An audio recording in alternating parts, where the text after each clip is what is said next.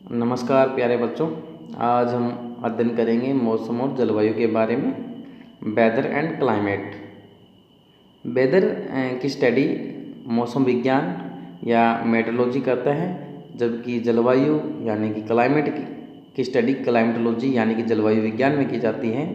और हमारा third semester जलवायु विज्ञान पर आधारित है, यानी कि थर्ड सेमेस्टर के अंदर जितने भी अध्याय हम पढ़ेंगे वो जलवायु विज्ञान के होंगे। तो सबसे पहले हम जान लेते हैं जलवायु विज्ञान के बारे में। जलवायु विज्ञान भौतिक भूगोल की एक महत्वपूर्ण शाखा है। जैसे कि हमारे विषय भूगोल को हमने दो भागों में बांट रखा है, भौतिक भूगोल और मानव भूगोल। तो इस प्रकार जलवायु विज्ञान भौतिक भूगोल की एक शाखा है। इस विज्ञान में जलवायु से जुड़े सभी पहलुओं पर अध्ययन किया जाता है, जैसे सूर्यताप, तापमान, वायुदाब, तो हमने वायु राशियाँ, चक्रवात, जलवायु परिवर्तन, ग्लोबल वार्मिंग एवं जलीय चक्र आदि। अब जान लेते हैं मौसम के बारे में। मौसम किसी स्थान विशेष की अल्पकालिक वायुमंडलीय दशाओं के योग को मौसम कहते हैं। मौसम वायुमंडलीय दशाओं की परिवर्तनशील अवस्था होती है और मौसम की अवधि कुछ घंटे, एक दिन, एक सप्ताह भी हो सकती है। यानी कि मौसम के अंदर हम वायुमंडल के अल्पकालीन जो दशाएं रहती हैं उनका अध्ययन करते हैं और इनका समय विशेष एक घंटे या एक दिन या एक सप्ताह के रूप में हो सकता है। कुछ विद्वानों ने इसको परिभाषित भी किया है, तो हम महत्वपूर्ण परिभाषा को देख लेते हैं। क्रिचफील्ड कहते हैं कि वायुमंडल के दिन प्रतिदिन की दशा को मौसम कहा जाता है। इसी प्रकार से तीव्रता के अनुसार मौसम अल्पकाल के लिए वायुमंडलीय दशाओं का योग होता है। यानी कि मौसम वायुमंडल के अंदर अल्पकालीन दशाओं को कहते हैं। जैसे इनके जो मुख्य तत्व रहते हैं, तापमान, वायुदाब, पवन, आर्द्रता एवं वृष्टि रहती हैं। तो विशेष तत्वों के आधार पर मौसम की प्रमुख परिस्थितियाँ, जैसे हुम्मस वाला मौसम, आर्द्रता मौसम, वर्षा युक्त मौसम, धूप युक्त मौसम, मेघाच्छन्न मौसम आदि। तो दिन प्रतिदिन हम ऐसे शब्दों का प्रयोग भी करते हैं, जैसे आज गर्मी बहुत ज़्यादा है, या आज बारिश होने की संभावना है, या आज हुम्मस वाला दिन है आदि शब्दों का जब हम प्रयोग करते हैं तो उनका संबंध मौसम के साथ होता है। एक ही समय में निकटवर्ती दो स्थानों पर अलग अलग मौसम हो सकते हैं। जैसे हम बात करते हैं हरियाणा की। हरियाणा के अंदर हिसार और फतेहाबाद। हिसार में अगर बारिश हो रही है तो ज़रूरी नहीं होता कि फतेहाबाद के अंदर बारिश हो। यानी कि दो स्थान नज़दीक होने के बावजूद भी इनके मौसम में अंतर मिल सकता है। अब जान लेते हैं जलवायु के बारे में।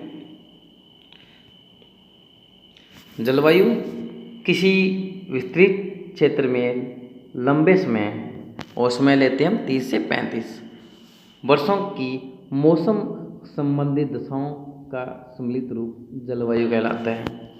तो कुछ विद्वानों ने अपनी परिभाषा भी दी है जलवायु को लेकर। सबसे पहले जीडीटी वार्ता के अनुसार जलवायु दिन प्रतिदिन मौसम संबंधी दशाओं के विभिन्न स्वरूपों का मिश्रण होता है। इसी प्रकार से एफ.जे. मोंकहाउस कहते हैं, किसी विस्तृत क्षेत्र पर लंबी अवधि के लिए वायुमंडल की दशा के वर्णन को जलवायु कहते हैं। यानी मौसम और जलवायु के अंदर जो अंतर रहता है वो समय विशेष को लेकर रहता है। अब जान लेते हैं इनके अंतर के बारे में भी। मौसम और जलवायु। मौसम में किसी सीमित क्षेत्र की वायुमंडलीय दशाओं की लघु अवधि का अध्ययन किया जाता है। इसमें जो समय विशेष होता है एक दिन या एक सप्ताह हो सकता है। इसी प्रकार से जलवायु में बड़े क्षेत्र की लंबी अवधि की मौसम संबंधी दशाओं का औसतन का अध्ययन किया जाता है। सेकंड, मौसम वायुमंडलीय तत्वों जैसे तापमान अथवा आर्द्रता में से किसी एक से भी प्रभावित हो सकता है। यानी कि जो मौसम रहता है वो एक तत्व आधारित भी रह सकता है। जैसे हम कहते हैं कि आज तापमान बहुत ज़्यादा है, तो एक ही तत्व यानी तापमान के आधार पर एक दिन उसी दिन का मौसम हम निर्धारित कर देते हैं। इसी प्रकार से हम कहते हैं कि आज बारिश होने की संभावना है या आज हुम्मस वाला दिन है। तो इस प्रकार से एक तत्व के बेस पर मौसम का अध्ययन कर सकते हैं। जलवायु के अंदर एक तत्व पर बेस ना रहकर जो जलवायु के जितने भी तत्व रहते हैं, जैसे तापमान, आर्द्रता, वर्षा, पवने, सभी का संयुक्त प्रभाव रहता है। मौसम अक्सर बदलता रहता है समय के साथ। यह लगभग स्थायी रहती है, यानी कि जलवायु स्थायी रहती है। जैसे हम कहते हैं कि हमारे पूरी पृथ्वी को शीत कटिबंध, शीतोष्ण कटिबंध और उष्ण कटिबंध में बांट रखा है, यानी तो 0 से लेकर 23.5 नॉर्थ साउथ उष्ण कटिबंध, 23.5 से 66.5 शीतोष्ण कटिबंध और 66.5 से 90 शीत कटिबंध। तो इस प्रकार से ये स्थायी कटिबंध है, इनमें बदलाव नहीं होता। मौसम इसका प्रभाव किसी देश के छोटे से भाग में अनुभव किया जा सकता है। यानी मौसम को हम बात करते हैं हरियाणा के अंदर, हम हिसार के अंदर भी अनुभव कर सकते हैं। हिसार के किसी गांव से जुड़े एरिया के साथ भी हम संबंध स्थापित कर सकते हैं। जबकि जलवायु के प्रभाव को किसी महाद्वीप के विशाल क्षेत्र में देखा जा सकता है। जैसे हम कह सकते हैं हमारे इंडिया के अंदर उष्ण मानसूनी प्रकार की जलवायु है, यानी कि जलवायु का संबंध बड़े क्षेत्र के साथ होते हैं। मौसम किसी स्थान पर वर्ष में विभिन्न प्रकार के मौसम का अनुभव किया जा सकता है, और इसके बारे में तो आप जान भी सकते हैं कि जैसे हमारे इंडिया के अंदर भी विभिन्न प्रकार के ऋतुएँ आती हैं और उनका संबंध मौसम के साथ ही होता है। जैसे शीत ऋतु, ग्रीष्म ऋतु, वर्षा ऋतु आदि। इसी प्रकार से जो जलवायु है, किसी स्थान पर एक ही प्रकार की जलवायु होती है। जैसे हमने इंडिया की बात की कि इंडिया के अंदर उष्ण मानसूनी प्रकार की जलवायु है। मौसम अस्थायी है, यानी परिवर्तनशील है, समय के साथ बदलता रहता है, जबकि जलवायु लंबी अवधि तक स्थायी रहती है। तो इस प्रकार से हमने इनके बीच में अंतर को देखा। अब जान लेते हैं मौसम और जलवायु के तत्व। Element of weather and climate. मौसम और जलवायु के सेम तत्व रहते हैं, बस अंतर रहता है टाइम विशेष को लेकर। अगर इन्हीं तत्वों का संबंध हम वायुमंडल के अंदर लघु अवधि के लिए करें तो वो मौसम कहलाता है। अगर इन्हीं का संबंध हम दीर्घ यानी कि लंबे अवधि के लिए करें तो वो जलवायु कहलाती है।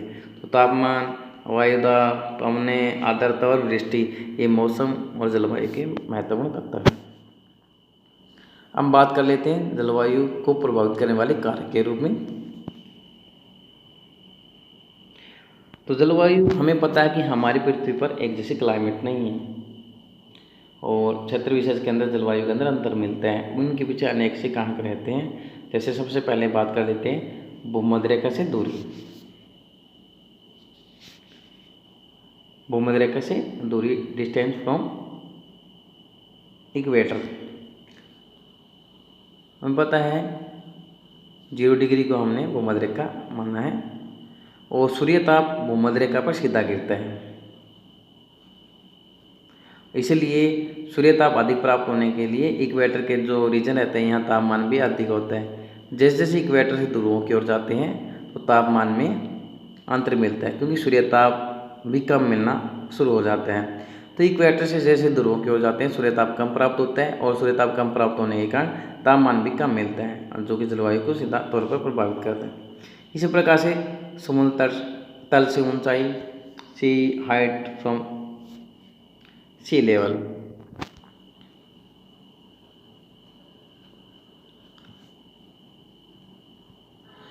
जैसे जैसे सी लेवल से ऊंचाई की ओर जाता है तो तापमान गिरावट आती है। 165 मीटर की हाइट पर 1 डिग्री सेल्सियस तापमान कम हो जाता है, जिसे सामान्य ह्रास दर कहते हैं या नॉर्मल लैप्स रेट, यानी कि ऊंचाई के साथ तापमान में गिरावट। इसी कारण शिमला, दार्जिलिंग, नैनीताल ठंडे रहते हैं क्योंकि ये ऊंचाई के ऊपर हैं। तो हमने देखा इसके अंदर समुद्र तल से ऊंचाई की ओर तापमान में गिरावट आती है। समुद्र तट से दूरी, खान नंबर पे जो क्षेत्र समुद्र के नज़दीक लगते हैं, बात कर लेते हैं इंडिया के बारे में। तो तट के पास एक जैसा मौसम रहता है, क्योंकि इनके ऊपर प्रभाव समुद्र का रहता है। हाँ, जैसे समुद्र तट से दूर उड़ते चले जाएंगे या महाद्वीपीय भाग के अंदर आते चले जाएंगे तो यहाँ पर गर्मियों में अधिक गर्मी और सर्दियों में अधिक सर्दी मिलती है। इसी प्रकार से वायुमंडल की दशा, जहाँ मौसम साफ रहता है वहाँ सूर्यताप अधिक मिलता है, तापमान भी अधिक मिलता है, वहाँ की जलवायु अलग मिलती है। और जहाँ बादल छाए रहते हैं वहाँ सूर्यताप कम प्राप्त हो पाता है और तापमान भी कम प्राप्त हो पाता है। जैसे उदाहरण तौर के ऊपर अधिकांश सूर्यताप प्राप्त होता है इक्वेटर पर, लेकिन तापमान कर्क और मकर रेखा पे मिलता है 23.5 डिग्री पे। एक रूल के अनुसार सूर्यताप जहाँ पर आप अधिक होता है वहीं तापमान अधिक होता है, लेकिन ऐसा नहीं हो पाता। इक्वेटर के पास तापमान सूर्यताप अधिक प्राप्त होने के बावजूद भी तापमान कम होता है। रीजन कि इक्वेटर के पास 12 बजे से लेकर 3 बजे के बीच में प्रतिदिन बारिश होती है। यहाँ बादल छाए रहते हैं और बादल होने के कारण इक्वेटर के पास सूर्यताप धरातल को अधिक प्राप्त नहीं हो पाता, जबकि कर्क और मकर रेखा के क्षेत्रों के अंदर मौसम साफ रहता है, इसलिए सूर्यताप सीधा धरातल पर पहुँच जाता है और तापमान अधिक होता है। इस प्रकार से किसी एरिया विशेष में किस प्रकार के वायुमंडलीय दशाएं हैं ये भी देखी जाती हैं। नेक्स्ट, पर्वतों की स्थिति। विश्व के जितने भी पर्वत हैं उनका संबंध भी जलवायु के साथ देखा जाता है। हमारे इंडिया की बात करें तो हमारे इंडिया के अंदर नॉर्थ में हिमालय पर्वत है और हिमालय पर्वत का संबंध इंडियन मानसून के इंडियन क्लाइमेट के साथ देखा जा सकता है, क्योंकि जो हिमालय पर्वत हैं वो मानसून को रोककर यहाँ भारी वर्षा करता है और इसी प्रकार से साइवेर से आने वाली ठंडी हवाओं से हमारी रक्षा करता है। अगर साइवेर से ठंडी हवाएं हमारे इंडिया में प्रवेश कर जाती है तो तापमान को कम कर देती हैं, या ये पर्वत ना हो तो मानसून सारा चाइना की ओर निकल जाएगा। तो इस प्रकार से पर्वतों की स्थिति देखी जाती है। नेक्स्ट, भूमि का ढाल। भूमि का ढाल देखा जाता है कि भूमि का ढाल, या हम कह सकते हैं माउंटेन, कोई भी पर्वत भाग है उसका जो ढाल है वो किस साइड है। अगर वो पर्वतों का ढाल है या भूमि का ढाल सूरज की तरफ है, जो ढाल सूर्य की तरफ होगा वहाँ तापमान अधिक मिलेगा और जो ढाल दूसरी साइड होगा वहाँ तापमान कम होगा। तो इस प्रकार की कंडीशन महासागरों में भी देखा जाता है। कटक का एक छोर जिस साइड में सूर्य होता है उस साइड पानी का टेम्परेचर ज़्यादा होता है और सेकंड साइड में, दूसरी साइड में तापमान कम होने का पानी का तापमान भी कम मिलता है। तो इस प्रकार से भूमि का ढाल देखा जाता है। नेक्स्ट, समुद्री धाराएं।